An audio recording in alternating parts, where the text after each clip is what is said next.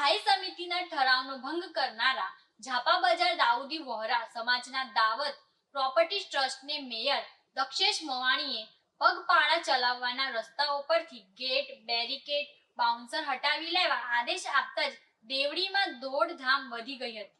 સુરત મહાનગરપાલિકાના ભાજપ શાસકોએ ઝાપા બજાર દેવડી ફરતેના કુલ 4 રસ્તા પર વાહનોની અવરજવર માટેના પ્રવેશબંધીનો ઠરાવ કર્યો હતો। પગપાળા ચારે રસ્તાઓથી નાગરિકોને અવરજવર ઠરાવમાં છૂટ હોવા છતાં ઈંટોનું ચણતર કરી લોખંડના ગેટ બનાવી બેરિકેડિંગ કરી માથાભારે બાઉન્સરો મૂકી દેતા સ્થાનિક જાગૃત નાગરિકો દાઉદી સમાજની મહિલા અગ્રણી ચહેરાબેન સાયકલવાળા અને વિશ્વ હિન્દુ પરિષદના મેયર દક્ષેશ માવાણીએ કરાયેલી ફરિયાદ પછી દેવડીના ચારે રસ્તાઓ બંધ કરનાર દાઉદી વોરા સમાજના દાવત પ્રોપર્ટી ટ્રસ્ટ દ્વારા દબાણ દૂર કરવામાં આવ્યું હતું અને રસ્તાઓ સામાન્ય નાગરિકોની અવરજવર માટે ખોલી દેવામાં આવ્યા હતા।